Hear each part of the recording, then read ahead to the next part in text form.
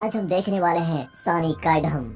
Movie की शुरुआत में हमको एक खंडर जैसी जगह पर पौनी और संगाई को दिखाया जाता है, जो दोनों भाई बहन हैं। यहाँ पौनी संगाई से कहती है कि सभी का एड्रेस बता दिया है। इतना कहने के बाद वो संगाई के साथ अंदर जाती है, जहाँ हम एक औरत को देखते हैं जिसका इन दोनों ने बहुत ही बुरा हाल किया था। मगर पौनी के लिए इतना काफी नहीं था, वो उस औरत को जिंदा ही आग लगा देती है, जिसकी चीखों के साथ दोस्तों ये सीन होता है कट। दोस्तों, इस मूवी की कहानी सच्ची घटना पर आधारित है, जिसे शुरुआत से जानने के लिए हमें फ्लैशबैक में जाना पड़ेगा, जहाँ मिलकर 4 ओनर्स यानी मालिकों को देखते हैं, जिनके नाम है गिरी, पेरुमल, वासु और मधुकर। यहाँ में इनकी बातों से ये पता चलता है कि पेरुमल का छोटा भाई गिरी अक्सर पेरुमल के पास अपने हिस्से की प्रॉपर्टी मांगने के लिए आता रहता है, क्योंकि उसका कहना था कि पेरुमल ने धोखे से अपने पिता के मरने से पहले सारी प्रॉपर्टी अपने नाम कर ली। जबकि पेरुमल कहता है कि ये झूठ है, मैंने कुछ नहीं किया, पिताजी ने ही सब कुछ मुझे दे दिया था, तो इसमें मैं क्या करूँ। इस बात पर दोनों भाइयों में अक्सर लड़ाई होती रहती थी। गिरी भी अब समझ जाता है कि मांग कर कोई फायदा नहीं होने वाला, इसलिए वो पेरुमल को मारने का मन बना लेता है। बस उसे इंतजार होता है एक बेहतरीन मौके का।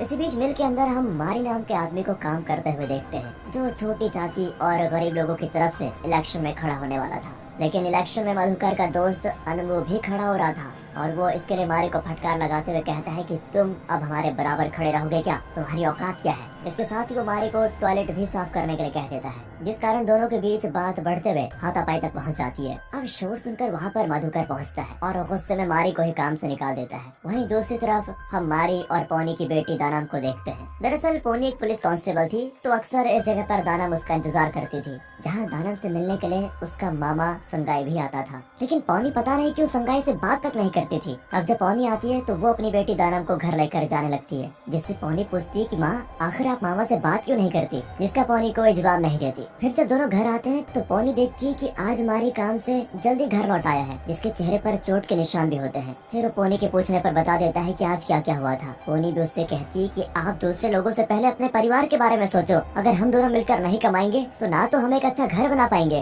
और ना ही अपनी बेटी की शादी सही समय पर कर पाएंगे। इसलिए आप ये इलेक्शन वगैरह का झमेला छोड़कर साहब लोगों से माफी मांग लो, ताकि वो आपको दोबारा से नौकरी पर रख ले। मारी अपनी पत्नी की बात मानकर दूसरे दिन मधुकर और बाकी सभी से माफी मांगने जाता है, जिस दौरान मधुकर उससे कहता है कि तुम अपनी वर्दी वाली बीवी को हमारे पास एक रात के लिए भेज दो, तो तुम्हें हम नौकरी पर वापस रख लेंगे। बस ये सुनते ही मारी का खून खौल जाता है। वो मधुकर के मुंह पर पहले तो थूक देता है, और फिर बात बिगड़ने पर मारी का एक दोस्त उसको वहाँ से तुरंत लेके जाता है। लेकिन अब मधुकर ये चीज दिल पर ले लेता है। उससे बर्दाश्त नहीं होता कि मारी जैसा गरीब और नीच जात का आदमी उससे इस तरह व्यवहार करके चला गया है, इसलिए अब वो मारी से इसका बदला लेने का एक प्लान बनाता है। इसी बीच हम दानम और संगाई को देखते हैं, जो रोज की तरह पौनी का इंतजार कर रहे होते हैं। अब दानम संगाई को अपने दोस्त सुदुलाई से मिलवाती है, जो कि असल में पेरुमल का बेटा है, और साथ ही वो देख नहीं सकता है। तभी वहाँ पर पेरुमल भी आ जाता है। वो सुदुलाई को अपने साथ लेकर चला जाता है। अब काफी देर होने के बाद भी जब पौनी नहीं आती तो संगाई को उसकी चिंता होने लगती है कि कहाँ गई। ये देखकर दानम उससे कहती है कि मामा चिंता ना करो, कभी कभी माँ को आने में देरी हो जाती है। इधर अंधेरा होने के बाद जब पौनी अपने घर की तरफ जा रही होती है तो उसको वहाँ पर ऑफिसर देवा मिलता है। वो पौनी से कहता है कि एक जगह कुछ मैटर हो गया है, चलो उसको निपटा ले, फिर तुम घर चले जाना। अब क्योंकि ये उसकी ड्यूटी का हिस्सा था तो पौनी मना नहीं कर पाती और उसके साथ चली जाती है। इधर अंधेरा हो गया था तो संगाई दानम को छोड़ने के लिए उसके घर जाता है, जहाँ वो देखता है कि मारी नशे में धुत पड़ा हुआ है। संगाई दानम से कहता है कि तुम खा पी कर सो जाओ, मैं तुम्हारी माँ के आने तक बाहर ही रुकूंगा, तुम चिंता मत करो। वहीं उधर देवा पौनी को एक सुनसान जगह पर लेकर आता है, जहाँ गिरी, अब्दू, मधुकर, पेरुमल और वासु मौजूद होते हैं। दरअसल देवा इन सभी से मिला हुआ था और उसने इनसे ये भी कहा था कि तुम इसे बस जान से मत मारना, नहीं तो प्रॉब्लम हो जाएगी, क्योंकि ये पुलिस विभाग में काम करती है। ये सुनते ही अनुभव बाहर जाकर पौनी को पहले पूरी तरह मारता है, जिससे वो बेचारी अधमरी हो जाती है। फिर वो सभी बारी बारी से पौनी के साथ गलत काम करने लगते हैं। फिर जब इतने से भी उनका मन नहीं भरता तो वो सभी मारी का घर जलाने के लिए निकल जाते हैं। यहाँ बेचारी पौनी को इस हालत में देखकर वहाँ पास में खेल रहे बच्चे उसे गंदी तरह से छूते भी हैं, जिसमें सुदुलाई भी शामिल होता है। लेकिन बेहोश होने से पहले पौनी उसका चेहरा देख लेती है। अब इन बच्चों को पौनी के पास देखकर देवा उन्हें वहाँ से भगाता है, और फिर पौनी को बेहोश देखकर बाकी सभी की तरह वो भी उसके साथ दुष्कर्म करता है। अब यहाँ मारी के घर के बाहर संगाई को देखकर वासु उसके सर पर मारकर उसे बेहोश कर देता है। अब अनबू ये भी देखता है कि घर के अंदर दानव और मारी दोनों ही मौजूद हैं। फिर भी वो घर को आग के हवाले कर देता है, जिसके साथ ही वो लोग निकल जाते हैं। और जब तक संगाई को होश आता तब तक वो पूरा घर आग में घिरा हुआ होता है, जिसके अंदर से दानव और मारी की चीखें सुनाई दे रही होती है। संगाई चाह कर भी उनको बचा नहीं पाता।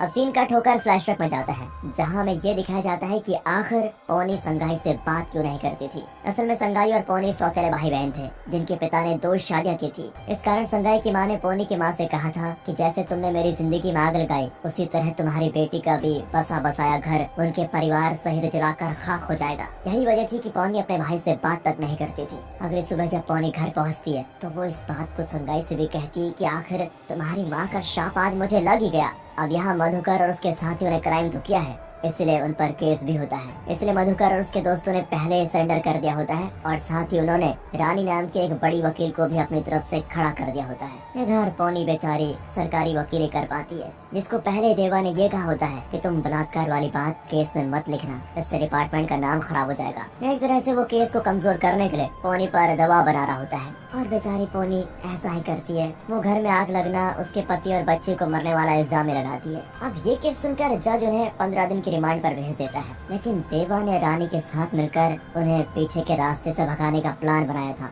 वो सभी पीछे के रास्ते से दीवार से कूदकर भाग खड़े होते हैं। इसके बारे में जैसे पोनी को पता चलता है तो वो समझ जाती है कि इसमें भी देवा का ही हाथ है। इधर इन सभी के अलग अलग छिपने और रहने का इंतजाम पहले से गिरी ने किया होता है, जिसके बारे में रानी को पता था। बेचारी पोनी अपने भाई संगाई के पास आकर उससे सब कुछ बताती है और पूछती है कि आखिर तुम अपना गांव और घर छोड़कर यहाँ क्यों रह रहे हो। संगाई उससे बताता है कि जानती हो, जैसा तुम्हारे साथ हुआ उसी तरह का कुछ मेरे साथ भी घटा था। मेरे बेटे ने एक जमींदार के पेड़ से आम तोड़ लिया था, इसलिए उसने मेरे बेटे को पकड़कर उसे बहुत मारा और जब मेरी पत्नी उसे रोकने गई तो उसे और मेरे बेटे को ही उसने मौत के घाट उतार दिया। मैंने इस बात का उससे बदला लेना चाहा, उसके लिए हथियार भी खरीद लिए थे, लेकिन फिर मैंने तुम्हारी बेटी दानम को देखा और उसके लिए जीने लगा, मगर वो भी आज मुझसे दूर हो गई। अब ये सुनकर पोनी संगाई से कहती है, क्या तुम दानम और मारी की मौत का बदला लेने में मेरी मदद नहीं करोगे। संगाई तुरंत तैयार हो जाता है। कुछ दिन के बाद संगाई पोनी को एक खंडर में लेकर जाता है, जहाँ उसने रानी को बांध कर रखा होता है। संगाई पोनी से कहता है कि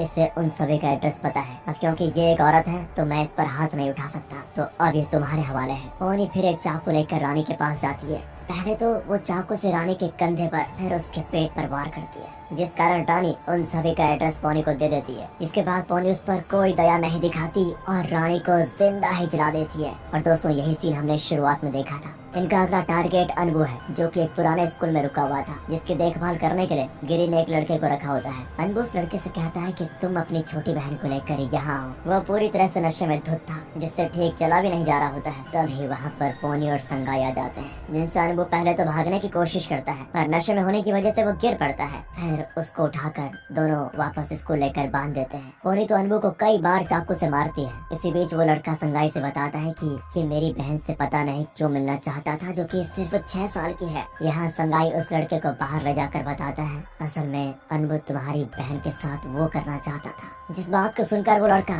संगाई और पोनी को एसिड ला कर देता है। पोनी फिर उस एसिड को अनबू के मेन पार्ट में ही डाल देती है, जिससे अनबू की मौत तड़पते हुए होती है और देखने में काफी मजा भी आता है। उसे मारने के बाद संगाई और पोनी पेरुमल को मारने के लिए उसके ठिकाने पर जाते हैं, जहाँ पेरुमल और उसके बेटे सुदुलाई की जान पहले ही खतरे में होती है, क्योंकि उसके छोटे भाई गिरी को पेरुमल और उसके बेटे को रास्ते से हटाकर प्रॉपर्टी पर कब्जा जो करना था। पेरुमल सुदुलाई को एक जगह पर छिपाकर गिरी और उसके आदमियों का ध्यान भटकाता है, जिस दौरान गिरी उसको पकड़ ही लेता है। वो पेरुमल से उसके बेटे के बारे में पूछता है तो पेरुमल एक गाड़ी की तरफ इशारा करके बताता है कि मैंने अपने बेटे को उसमें छिपा दिया है, अब वो तुम्हारी पहुँच से बहुत दूर है। ये सुनते ही गिरी और उसके आदमी बुरी तरह से पेरुमल को जान से मार डालते हैं, जिसके कुछ देर के बाद वहाँ पर पोनी और संगाई आते हैं, जहाँ पेरुमल की लाश को देखकर पोनी काफी दुखी होती है, क्योंकि वो अपने हाथों से उसको मारना चाहती थी। वहाँ कुछ दूर पर संगाई सुदुलाई को देखता है, जिसे देखते ही पोनी उसको मारने के लिए बढ़ती है, पर संगाई उसे रोक लेता है। पोनी उसे बताती है कि उस रात ये भी मुझे गलत तरीके से छू रहा था।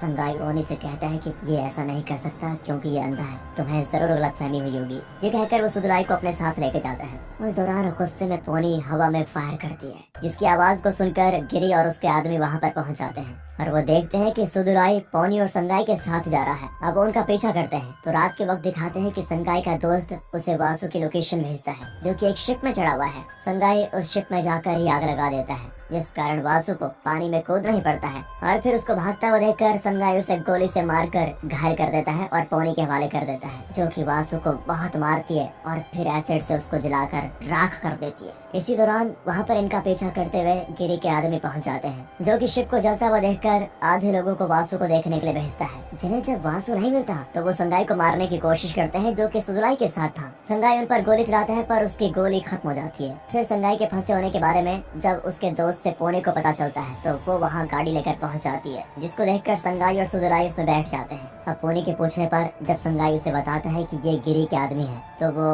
उसी गाड़ी से सभी को कुचल देती है। एक गुंडा किसी तरह से पोनी को मारने की कोशिश करता है तो पोनी उसका हाथ पकड़कर अपनी गन से उसे गोली मार देती है। अब बाकी बचे हुए लोग किसी तरह से अपनी जान बचाते हैं और फिर इस बारे में वो देवा को फोन पर बताते हैं जो कि थिएटर में मधुकर के साथ होता है। वो मधुकर से कहता है कि पोनी पागल हो गई है। मधुकर बोलता है कि मैं एक औरत से नहीं डरूंगा। तभी वहाँ पर गिरी भी आ जाता है। साथ ही वहाँ पोनी और संगाई भी पहुँचते हैं। संगाई सुदुराई को एक सुरक्षित जगह छुपाकर पोनी से कहता है कि पहले मैं अंदर जाता हूँ, तुम कुछ देर के बाद आना। वो एक बंदूक और चाकू लेकर अंदर घुसता है तो उसका सामना गिरी और मधुकर के गुंडों से होता है। वो उन्हें मारते हुए आगे बढ़ता है पर वो सभी संगाई को काफी ज्यादा घायल कर देते हैं। फिर भी संगाई सभी को मार गिराता है। इसी बीच पीछे के रास्ते से पोनी भी वहाँ पर पहुँच जाती है जो आते ही पहले मधुकर के कंधे पर गोली मारती है फिर देवा को भी शूट करके घायल कर देती है। इसके बाद वो मधुकर के पास आती है जिसको देखकर मधुकर कहता है उम्मीद है तुम्हें उस रात मजा तो आया होगा।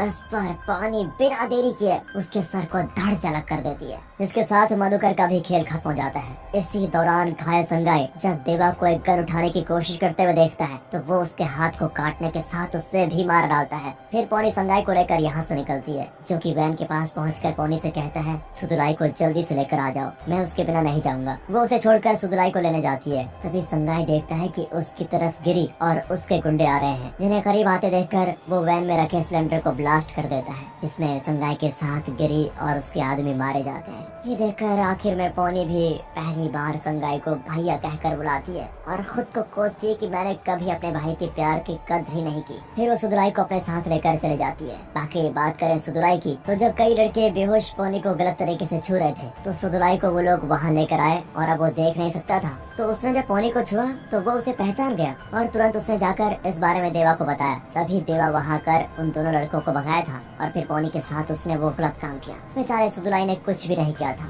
संगाई उसके बारे में बिल्कुल सही था और